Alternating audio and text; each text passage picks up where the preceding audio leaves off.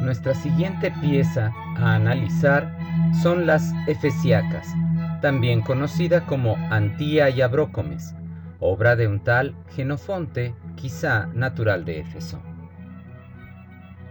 El nombre del autor se ha considerado a veces como un seudónimo que, por otro lado, no era extraño entre los escritores de novela, y tenía el rancio abolengo del autor de la Siropedia.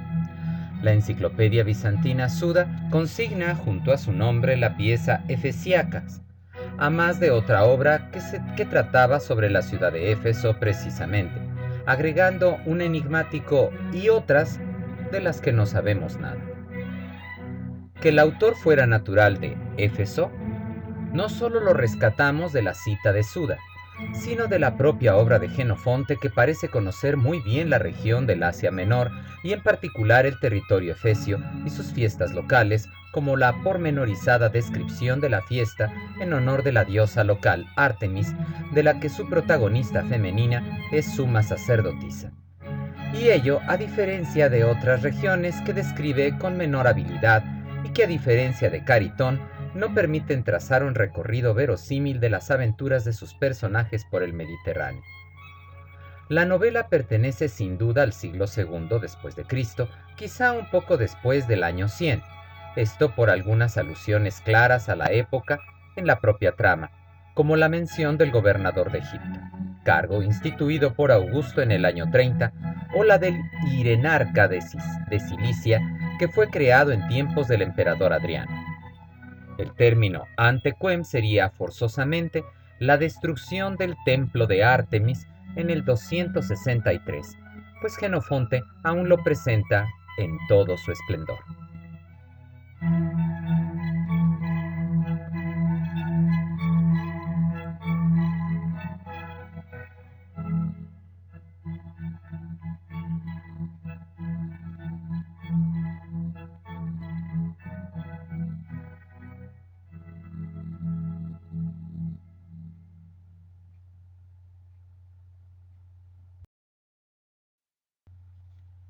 Literariamente, notamos que la obra de Jenofonte es deudora total de la de Caritón, no solo en cuanto a que sigue puntualmente el empleo de la temática amorosa del de Afrodisias, sino porque incluso en sus partes componentes se muestra inspirada por su antecesor. Así, Antía, como Calírroe, maldice su belleza por ser la causa de sus males. Es enterrada viva y despierta en su tumba desesperada para luego ser desenterrada por los piratas que la venden. En el colmo de la copia, Jenofonte lleva a su protagonista Abrócomes hasta Sicilia para que experimente parte de las aventuras de Querias, aunque con ello fuerce su propia narración. Y de hecho, son muchas más las similitudes entre ambos novelistas. Un punto de discusión en la filología moderna es si leemos la obra original y completa de Jenofonte. Ello porque el citado texto Suda consigna una novela en 10 libros y nosotros solo poseemos 5, por lo que se ha sugerido que lo conservado fuera solamente un epítome, algo nada infrecuente en la época y en la novela particularmente. Fue Erwin Roth el primero en sugerirlo y otros hubieron de aceptar su propuesta, más porque las lagunas y las inconsistencias de la propia pieza hacían evidente una estructura caótica que podría haber sucedido al resumir el original. pero fue la puntillosa obra de Hag quien atribuye dichas inconsistencias al estilo propio de Jenofonte. La desproporción en el tratamiento de temas paralelos, como los discursos entre personajes, es uno de los rasgos característicos de la pieza jenofontea. Y ello, nuevamente, según Hag, no es producto de una mano ajena que eliminara texto, sino del propio autor que responde quizá a una necesidad de economizar en el texto, incluso a una falta de habilidad, pero nada más. Las efesiacas se presentan luego de una breve introducción que se explica en razón de las aventuras de los enamorados protagonistas, y en ellos se les presenta como una amplia parte central donde se alternan dos líneas principales de la historia que concuerdan con los protagonistas, Antía y Abrócomes, y solo emplea ocasionales desviaciones con historias paralelas de personajes secundarios.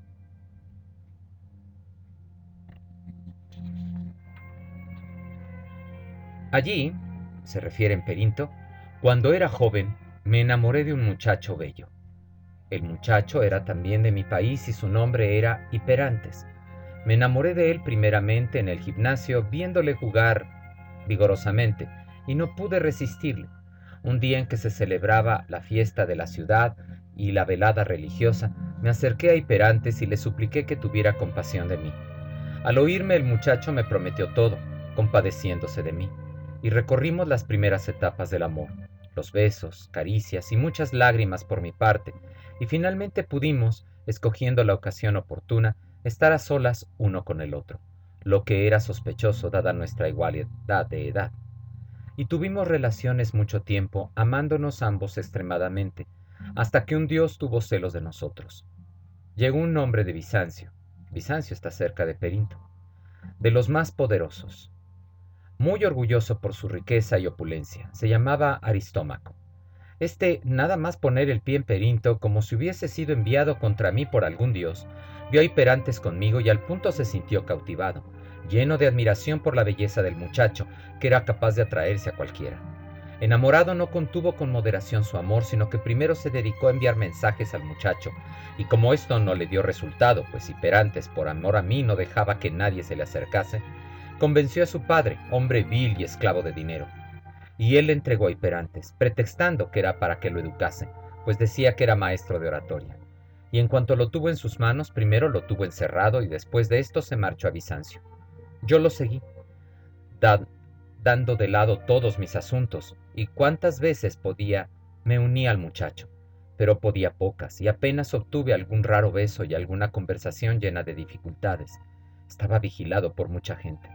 Finalmente, no pudiendo soportarlo más, excitándome a mí mismo, volví a Perinto, y tras vender todas mis posesiones y reunir dinero, me fui a Bizancio, y tomando un puñal, de acuerdo también en esto con Hiperantes, entré de noche en la casa de Aristómaco y lo encontré acostado con el niño, y lleno de cólera herí a Aristómaco mortalmente. Como había tranquilidad y todos reposaban allí sin ser vistos, llevándome también por Hiperantes, después de caminar durante toda la noche hacia Perinto, nos embarcamos nada más llegar y navegamos hacia Asia. Y hasta cierto tiempo se desarrolló la travesía felizmente, pero al final, cuando estábamos junto a Lesbos, cayó sobre nosotros un fuerte vendaval y la nave volcó. Yo nadé con Hiperantes, sosteniéndolo, y le hacía más ligero el esfuerzo de nadar, pero al llegar la noche ya no pudo más el muchacho, y abatido por la natación, se murió. Y yo no pude hacer más por él que poner a salvo su cuerpo en tierra y darle sepultura. Y después de derramar muchas lágrimas y lamentarme mucho, y de coger algunas reliquias de él, pude conseguir una piedra adecuada y elevé una estela en la tumba, y escribí en recuerdo del desdichado muchacho un epigrama que compuse en aquel mismo momento. Hipoto te construyó este sepulcro glorioso Hiperantes, tumba de muerte, no digna de tan buen ciudadano. Al abismo desde la tierra bajaste, ilustre flor, al que alguna vez un dios arrebató en el piélago, impetuoso, soplando la tormenta.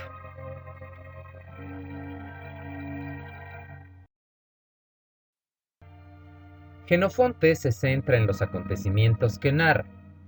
Acumula peripecias y hechos dramáticos que no le permiten la auscultación profunda de los caracteres al estilo de su modelo Caritón, abandonando también la conexión orgánica entre sus narraciones, alternando con un tempo tan rápido que se desequilibra la relación entre las partes. La acumulación de eventos lo hace no sacar provecho adecuado para cada momento y con un gusto que llega a lo macabro o lo maravilloso. Con un estilo directo y simple, resulta más sencillo de leer que Caritón, pero cae aquel en lo que Julia Mendoza tilda de telegráfico. Y si no tiene las complicaciones del de Afrodisias, tampoco tiene de él su habilidad narrativa o su profundidad en la creación de personajes.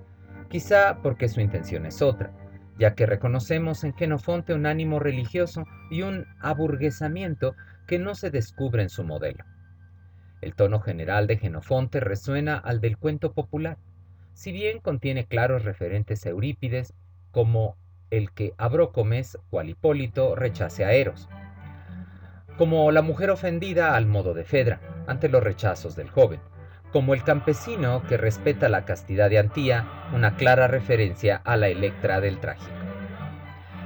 El gusto maravilloso de Jenofonte se denota claramente en la intervención de lo mágico religioso en su novela, incluyendo la actividad divina directa, el milagro, como la salvación del protagonista por deseo de Helios mismo.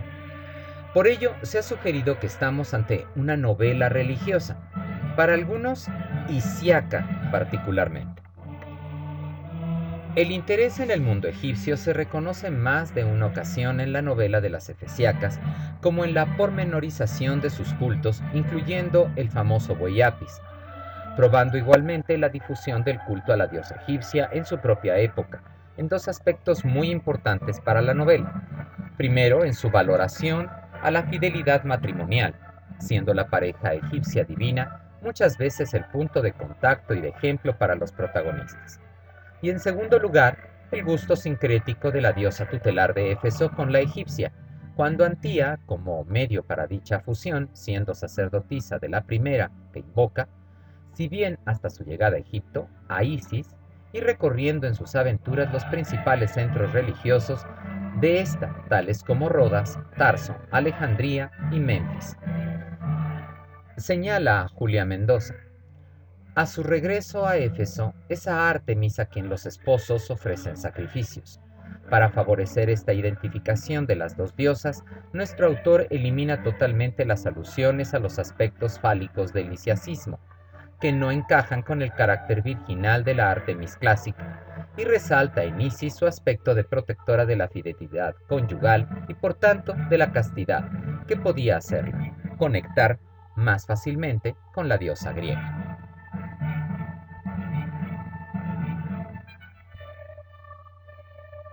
Entonces se enamoró de Polido de Antía con tremenda pasión. Él tenía esposa en Alejandría. Enamorado, al principio intentó convencerla haciéndole grandes promesas, y finalmente, cuando descendiendo hacia Alejandría llegaron a Memphis, Polido intentó forzar a Antía. Ella pudo escapar y se fue al templo de Isis, y en actitud de suplicante dijo: «Oh reina de Egipto, sálvame otra vez como ya antes muchas veces me has ayudado.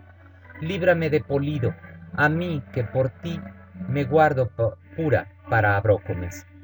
Polido al mismo tiempo temía a la diosa y amaba a Antía, y se compadecía de su suerte.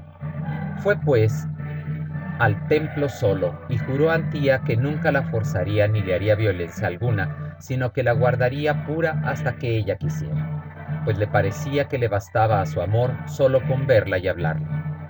Se dejó persuadir Antía por sus juramentos y salió del templo, y como había decidido descansar 3 días en Memphis, fue Antía al templo de Apis.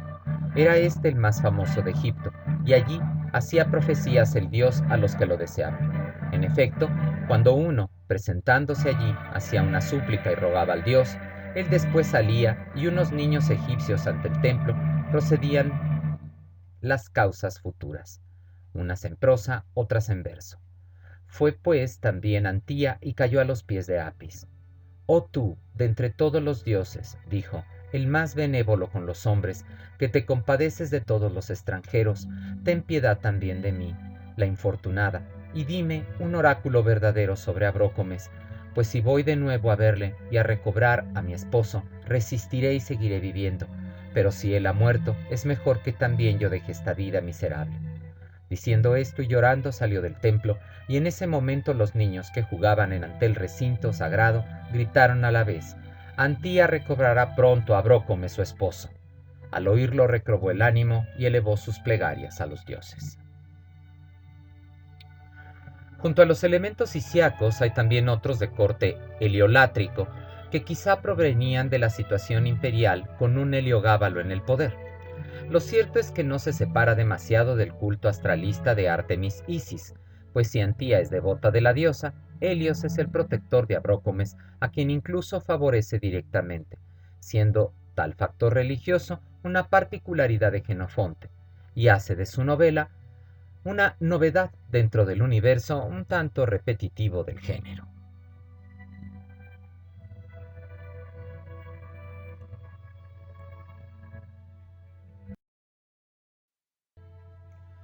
Otro punto a favor de él es que su novela abandona la acostumbrada nota histórica y los personajes de alta sociedad, vinculados con figuras reales como había hecho Caritón. La sociedad de Jenofonte es la de los burgueses ricos, comerciantes y administradores, un tanto ociosos, cuya opulencia se empareja a su poder. Junto a ellos, de los que extrae a sus protagonistas, orbitan otros miembros de las capas inferiores, como el médico Eudoxo, el pescador Egialeo o el bandido Hipoto. El último de ellos incluso muestra a los lectores el factor social al que recurrían los más pobres, que no se veían beneficiados por una herencia.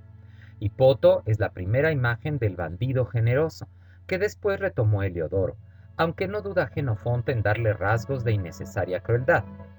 Incluso la figura del esclavo, ejemplificada en Lampón, adquiere una importancia mayor de la que podemos apreciar en Caritón, donde estos son tratados con cierto desprecio.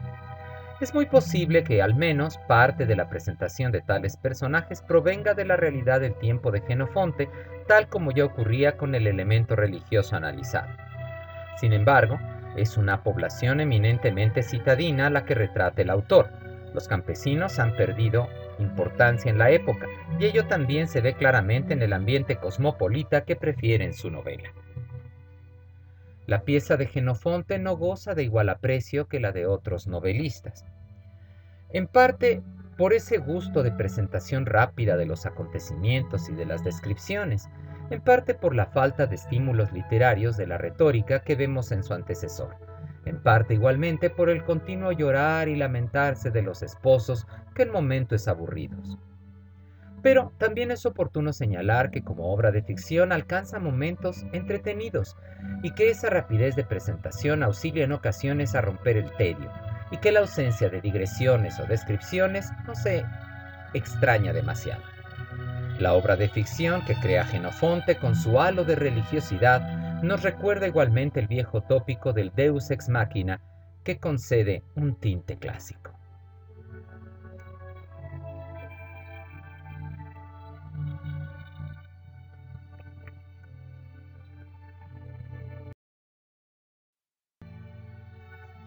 Propiamente, nuestro siguiente autor, cronológicamente hablando, debería ser Longo, pero dado que su novela es diferente y que fue además objeto de una lectura más detenida, la analizaré más adelante y cederé su lugar a Aquiles Tacio y su pieza Leucipa y Clitofonte.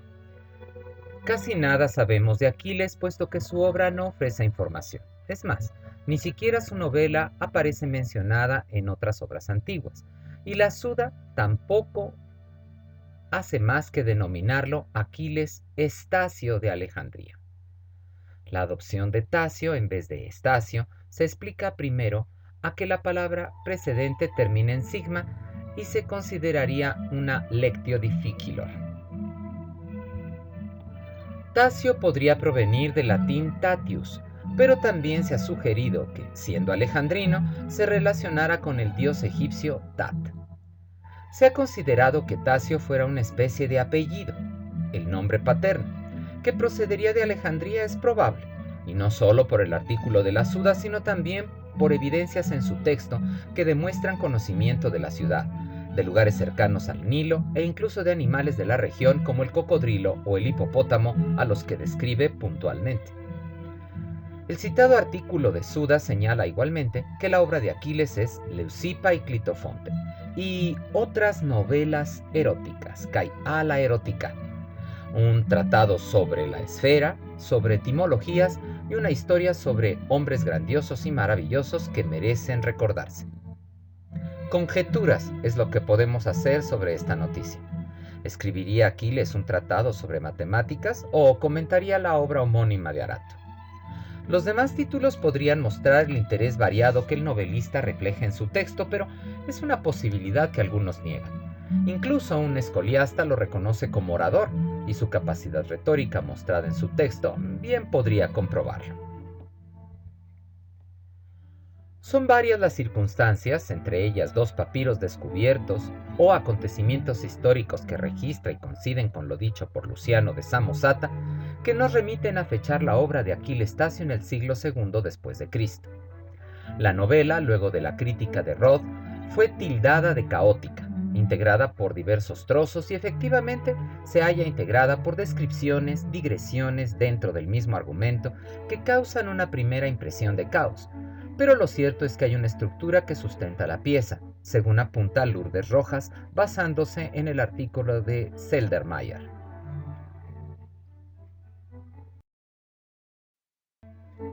La obra de Leucipa y Clitofonte está dividida en 2 partes de composición totalmente diferente entre sí. En la primera se narran los hechos de forma más lineal y los episodios no tienen generalmente una secuencia posterior. En la segunda se ofrecen múltiples digresiones y los episodios no concluyen en sí mismos, sino que se relacionan entre ellos. Esquematizada, dicha división sería de la siguiente forma. Primera parte. Acción amorosa. Esta se ofrece de forma lineal en los libros donde el amor de Clitofonte se presenta como una enfermedad, cuyos síntomas se reconocen con gran realismo, donde la emoción e intranquilidad del joven se contraponen a su timidez y desesperación ante la graciosa retirada de la muchacha. Aventuras de la pareja. Con el tema típico del ataque pirata es que comienza el libro tercero, con el consabido secuestro de la joven protagonista y busca la atención subdividiendo dichos libros en 2 subpartes. A. La acción de los piratas en torno a Clitofonte con Leucipa en el trasfondo y B. La acción de los piratas en torno a Leucipa con Clitofonte en el trasfondo. De igual manera, el libro cuarto se subdivide en A. La acción centrada en Leucipa con un Clitofonte pasivo en el trasfondo y B. La resolución del conflicto por Clitofonte con una Leucipa pasiva en el trasfondo. El centro de ambos momentos literarios es la belleza de la protagonista que despierta las pasiones de personajes secundarios. La estructura en simetría se aprecia en estos libros y se ve igualmente empleada en la segunda parte de la pieza novelística. Tentación de los amantes. Es la parte más destacada de la novela, pues ambos se ven amenazados por la seducción. El libro quinto trata de la bella y rica Melita que procura el amor de Clitofonte. El libro sexto presenta al marido de Melita, Tersandro, pretendiendo seducir a Leucipa. Aquí les repite la subdivisión antes vista. En el libro quinto, A. Acción de Melita Clitofonte, sátiro como agente y triunfo del cortejo de Melita. B.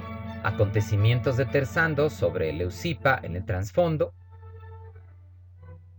Y en el libro sexto, Acción de Leucipa Tersandro, sóstenes como agente y éxito de Leucipa al triunfar sobre las pretensiones del varón. B. Acontecimientos de Melita y Clitofonte en el trasfondo. Solución y final feliz. Los 2 últimos libros concluirán con aquellas acciones no solucionadas en los anteriores. Nuevamente hay una simetría clara de Aquiles Tacio. A. Acción principal en torno a Clitofonte Tersandro con las mujeres en el trasfondo. B. Acción en torno a Leucipa Clitofonte con Tersandro en el trasfondo. Técnicamente la acción manejada por el autor es escalonada, por lo que la primera parte del libro séptimo desarrolla una dirección contraria a la solución real que expondrá. Para el libro octavo el esquema sería A. Acción Clitofonte Leucipa, Tersandro en el trasfondo. B. Solución final y reunión de los amantes. Como puede comprobarse, no se puede arguir un caos en el texto alejandrino, sino una confección coherente que solo se puede apreciar al ver la obra en su totalidad. Se ha señalado que Aquilestasio retoma el viejo modelo novelístico de un Caritón o de un Jenofonte luego de un intervalo maravilloso que es Longo, hecho considerado a su favor. Empero, el manejo de las digresiones, nota característica de nuestro autor, ha ocasionado que se le tilde igualmente de un receptáculo de tópicos retóricos, y se le critica la falta de motivación interna fundamentada en una visión que hoy denominaríamos psicológica. Visto así, las digresiones de Aquilestasio son un relleno innecesario, pero lo cierto es que tienen una razón de ser. Forman parte del entramado, y el autor tuvo un cuidado especial en ellas que resulta más bien en una riqueza gráfica, un toque detallado y hermoso, la mayor novedad en la pieza del Alejandrino.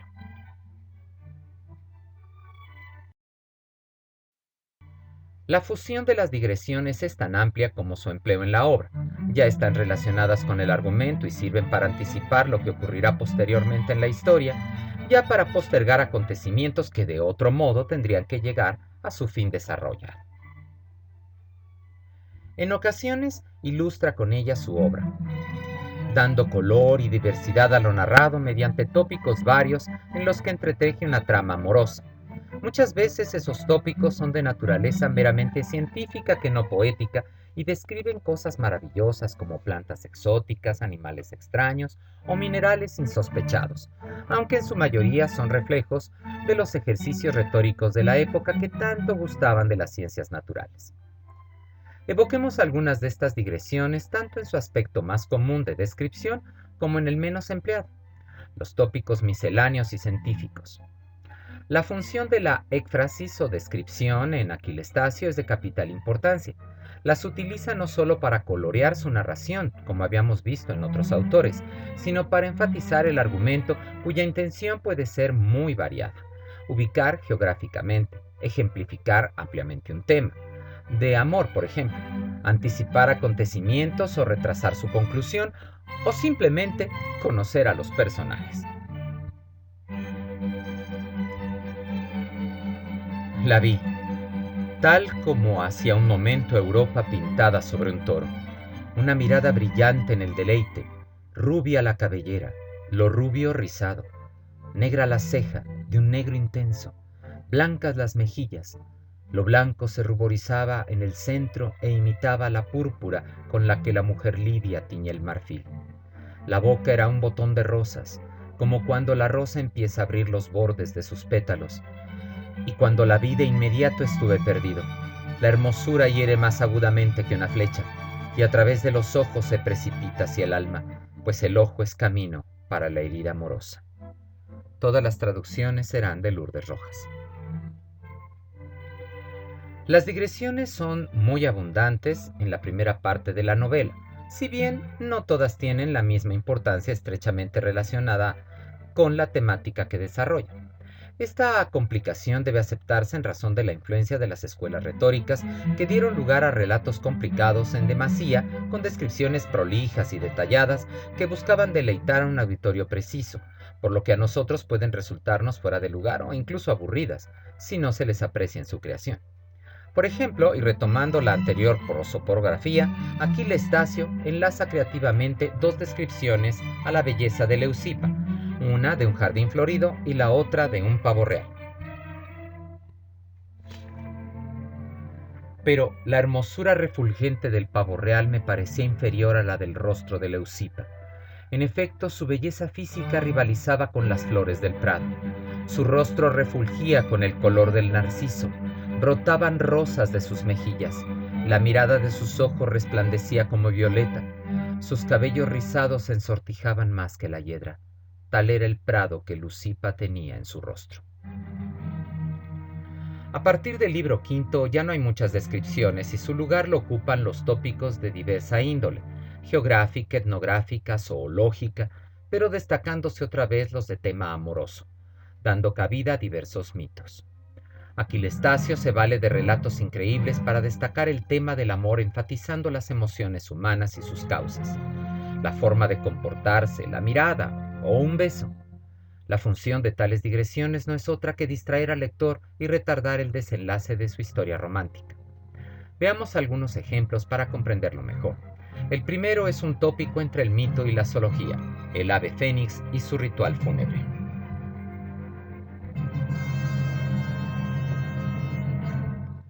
El nombre del ave es fénix, de origen etíope, del tamaño de un pavo real, pero este ocupa el segundo lugar por la hermosura de su colorido.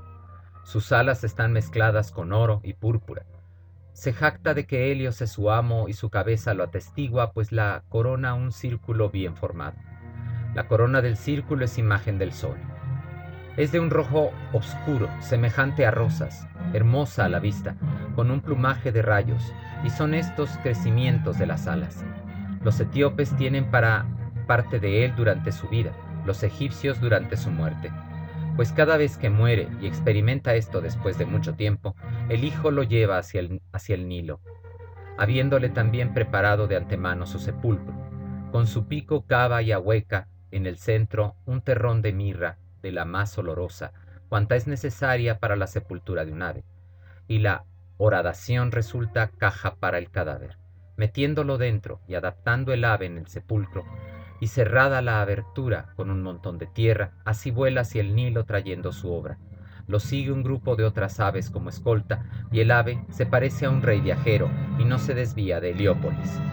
Esta es la residencia final del ave muerta. Entonces se detiene en lo alto, contemplándola, y espera a los servidores del dios. Sale un sacerdote egipcio trayendo un libro desde el santuario interior y autentifica el ave a partir de una pintura. Esta sabe que ha sido puesta en duda y muestra lo más recóndito que tiene su cuerpo, y enseña el cadáver, y es su orador fúnebre. Unos servidores de los sacerdotes de Helios, habiendo recibido el ave muerta, la entierra. Ciertamente, mientras vive, éste es etíope por su crianza, pero una vez muerta, resulta egipcia por su sepultura.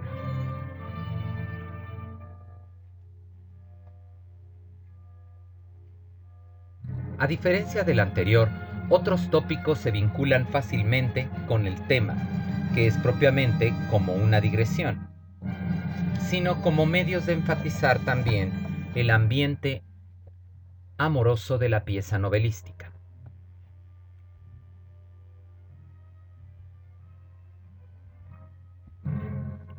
Hay también otro tipo de unión, el de las aguas a través del mar. El enamorado es un río de Élide y la enamorada una fuente de Sicilia, y el río corre a través del mar como a través de una llanura, y el mar no domina al dulce amante con su ola salada, sino que se separa ante él cuando fluye, y la separación del mar se vuelve un cauce para el río. Y así escolta al feo como a un novio ante Aretusa. Y cada vez que se celebran los Juegos Olímpicos, muchos arrojan a los remolinos del río. Uno un regalo, otro. El río inmediatamente los lleva a su amada, y estos son los regalos nupciales del río. Pero quizá los tópicos que más gustaban al ambiente retórico eran los del comportamiento humano ante el amor, como sus emociones fisiológicas. Las pasiones que sacuden al ser humano y generan el amor entre las parejas, las ventajas y desventajas entre los tipos de amor, con sus placeres sexuales o con la influencia del rumor y la calumnia. Veamos para finalizar la descripción de un beso que hace Clitofonte. Así pues, yo estaba mejor y lleno de esperanzas, y sentía que el beso se asentaba en mí como un objeto tangible y preservaba rigurosamente el beso, guardándolo como un tesoro de placer que por primera vez es grato para un enamorado, porque surge del más bello de los órganos del cuerpo, la boca, órgano de la voz que es reflejo del alma, porque las comisuras de las bocas mezcladas y enviando el placer hacia el pecho, arrastran las almas hacia los besos. Sé que antes no me había deleitado así en el corazón, y entonces, por primera vez, supe que nada rivaliza en placer con un beso de amor. La obra de Aquiles Tacio es con mucho una pieza retórica, pero de composición agradable, novedosa en cuanto a la presentación de la pasión masculina que busca afanosa el amor de la joven con la pícara intención de Clitofonte. Pieza ingeniosa que alcanza la dignidad del hongo, retomando los viejos temas y aventuras de un caritón.